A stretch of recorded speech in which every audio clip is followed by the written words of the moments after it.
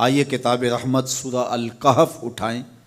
اللہ تعالیٰ نے ایک واقعہ بیان کیا ہے حضرت موسیٰ اور حضرت خضر علیہ السلام کا، کہ حضرت موسیٰ علیہ السلام عزم مصمم کر کے جب چلے تو اللہ فرماتا ہے کہ ہم نے حضرت موسیٰ علیہ السلام کو جس بندے کی نشانی بتائی تھی وہ بندہ ان کو وہاں مل گیا۔ سفید چادر اوڑے حضرت خضر علیہ السلام وہاں لیٹے ہوئے تھے، تو یہ جا کے ان کے پاس کھڑے ہو گئے کہ حضرت میں آپ کی خدمت میں اس لیے آیا ہوں کہ اللہ نے آپ کو جو خصوصی علم عطا کیے ہیں میں ان کو سیکھنے کی غرض سے آپ کی چوکھٹ پہ آیا ہوں۔ کہا تم میرے ساتھ صبر نہیں کر پاؤ گے، معاملے مشکل ہیں، سفر دشوار ہے، منزل کٹھن ہے، اور میرے معاملات ایسے ہیں کہ تم اعتراض کرو گے اس کے بغیر تم رہ نہیں سکتے۔ حضرت موسیٰ علیہ السلام نے کہا اگر اللہ نے چاہا تو آپ دیکھیں گے میں صبر کروں گا اور آپ کے کسی حکم کی کسی کام کی میں نافرمانی نہیں کروں گا، کسی کام کا انکار نہیں کروں گا۔ کہا کہ اچھا شرط یہ ہے کہ جو میں کروں اس پر تم اعتراض نہیں کرو گے، سوال نہیں کرو گے، یہاں تک کہ میں خود ہی نہ بتاؤں۔ تو کہا کہ یہ شرط ٹھہری، میں کوئی بات نہیں کروں گا۔ فانطلقا، دونوں چل پڑے، دریا کے پار جانا تھا۔ جو کشتی کا مالک تھا، کشتی بان تھا، وہ حضرت خضر علیہ السلام کو جانتا تھا تو اس نے کرایہ بھی نہیں لیا، لیکن جب کشتی پر سوار ہوئے تو عصا مار کے حضرت خضر علیہ السلام نے کشتی کا ایک پھٹا توڑ دیا۔ تو بے ساختہ حضرت موسیٰ علیہ السلام نے کہا آپ نے پھٹا توڑ دیا، یہ سارے ڈوب جائے؟ کہا میں نے کہا تھا نا تم میرے کاموں پہ صبر نہیں کر پاؤ گے۔ تو حضرت موسیٰ کو یاد آیا، کہا میں بھول گیا تھا، اس پر مواخذہ نہ کیجیے۔ پھر دونوں چل پڑے، بچے کھیل رہے تھے، ایک خوبصورت لڑکا وہ بھی بچوں میں کھیل رہا تھا۔ حضرت خضر آگے بڑھے اور اس کی گردن مروڑ دی، اس کو قتل کر دیا۔ صاحب شریعت تھے حضرت موسیٰ علیہ السلام، نہ رہ سکے، پھر بول پڑے ایک جان کو بغیر کسی جان کے بدلے میں قتل کر دیا، اس نے گوایا کیا تھا ہمارا؟ آپ نے بہت ہی جو ہے وہ غلط کام کیا، یہ کام اچھا نہیں کیا آپ نے۔ کہا میں نے کہا نہیں تھا کہ تم میرے ساتھ صبر نہیں کر پاؤ گے۔ کہا ایک موقع اور دے دیجئے، اب اگر میں نے کوئی اعتراض اٹھایا تو پھر دوبارہ مجھے آپ اپنی صحبت میں نہ رکھیے، عذر تمام ہو جائے گا۔ پھر دونوں چل پڑے، یہاں تک کہ ایک بستی میں دونوں آئے تو آپ نے بستی والوں سے کہا کہ ہم مہمان ہیں، آپ ہماری مہمان نوازی کیجیے، کھانا کھلائیے۔ تو انہوں نے انکار کر دیا، کہا کہ ہم تو آپ کو بلایا نہیں ہے، آپ خود آئے ہیں، آپ اپنے کھانے کا خود انتظام کیجیے۔ گزر رہے تھے گلی سے تو ایک دیوار گرنا چاہ رہی تھی، تو جلدی سے اس دیوار کو مرمت کر دیا۔ کہا حضرت ہم اگر چاہتے تو اس پہ اجر لے سکتے تھے، انہوں نے ہمیں کھانا تک نہیں دیا اور ہم ان کی دیواریں سیدھی کر رہے ہیں۔ کہا اب تمہاری میری جدائی ہو گئی، تم نے یہ بھی اعتراض کر دیا۔ تو انہیں یاد آیا کہ وہ یہ بھی اعتراض ہو گیا۔ اب میں تمہیں بتاتا ہوں کہ یہ 3 کام میں نے کیوں کیے۔ اللہ اکبر۔ اب سنیے، قرآن ہمیں بتاتا ہے کہ ظاہری علم بھی ہوتا ہے لیکن کوئی باطنی علم بھی ہوتا ہے۔ کہا وہ پہلی بات کشتی والی سنو، یہ 2 مسکین بچوں کی کشتی تھی، ان کے گھر کا چولہا اس کی کمائی سے جلتا تھا۔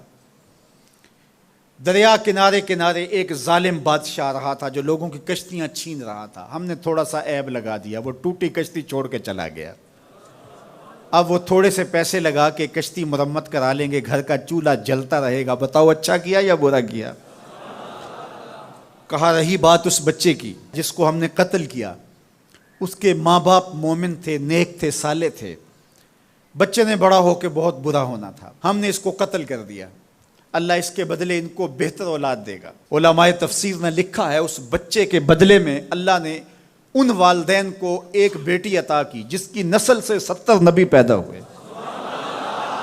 دیوار کی کہانی بھی سن لیجئے، یہ شہر کے 2 یتیم بچوں کی دیوار تھی اور اس کے نیچے ان کا خزانہ تھا اور ان کا باپ بڑا نیک تھا۔ خزانہ دیوار کے نیچے ہے، دیوار گرنا چاہ رہی ہے، کسی معمولی دھکے سے گر جاتی۔ 2 ہی صورتیں تھیں، یا وہ بچے خود اپنا خزانہ اٹھا لیتے یا لوگ اٹھا کے لے جاتے۔ لوگ اٹھا کے لے جاتے پھر بھی ہاتھ میں کچھ نہ آیا، اور اگر وہ خود اٹھا لیتے تو بچے ہیں، بچپنے کی وجہ سے وہ اس کو اڑا دیتے۔ تو ہم نے اس کے اوپر دیوار کھڑی کر دی، جب تک وہ اس قابل نہیں ہو جاتے کہ یہ خزانہ نکال کے اس کو صحیح مصرف پہ لگا سکیں، اتنی دیر تک دیوار گرے گی نہیں۔ اللہ اکبر۔ وہ کسی وجہ سے دیوار قائم رہے گی، اور جب وہ اس عمر کو پہنچ جائیں گے جس عمر میں وہ اس خزانے کو سنبھال سکیں گے تو پھر دیوار خود بخود گر جائے گی اور یہ خزانہ نکال کر کے اپنے کام پہ لے آئیں گے۔ میں جب پہلی مرتبہ اس کو جو ہے وہ غور کے ساتھ تلاوت کیا تو مجھے یہ لگا کہ اس کا انطباق پاکستان کے حالات پہ بھی ہو سکتا ہے، اس لیے کہ یہ بھی یتیموں کا سرمایہ ہے۔ کتنے یتیم روتے بلکتے رہ گئے اور ان کے سر سے جو ہے وہ سائے اٹھ گئے اس وطن کے لیے، لیکن میرے مالک نے اس ملک کے خزانوں پر گہرے پہاڑ اور بڑی بڑی دیواریں کھڑی کر دی ہیں۔ جب تک یہ قوم بلوغت تک نہیں پہنچے گی اتنی دیر تک وہ خزانے ظاہر نہیں ہوں گے، اور جب یہ قوم اپنی بلوغت تک پہنچے گی، شعوری بلوغت، فکری بلوغت، علمی بلوغت، اور رب سے جو وعدہ کیا تھا پاکستان کا مطلب کیا، لا الہ الا اللہ، جب اس بلوغت تک یہ پہنچ جائے گی، اس وعدے کی تکمیل ہوگی، پھر رب دیوار ہٹا دے گا اور پاکستان کو اللہ اتنے خزانے دے گا اور پاکستان ایسا مالا مال ہوگا دنیا دیکھنے آئے گی انشاءاللہ۔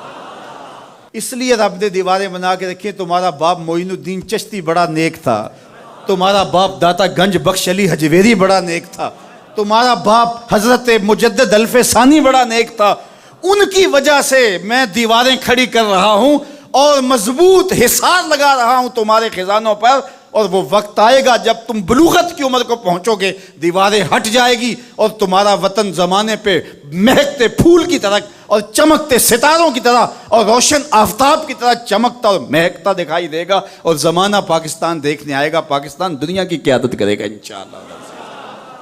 تو کہا یہ تعویل ہے ان باتوں کی جو باتیں میرے رب نے مجھے بتائی، اور یہ میں نے اپنی مرضی سے نہیں کہیں، اور جو میں نے کیا اپنی مرضی سے نہیں کیا۔ تو یہ باطنی باتیں ہیں، شاید یہ باطنی باتوں کے جوش میں یہ بات بھی میں کر گیا۔ وہ کیا کسی نے کہا تھا کہ بھری محفل میں ایک راز کی بات کہہ دی، بڑا بے ادب ہوں سزا چاہتا ہوں۔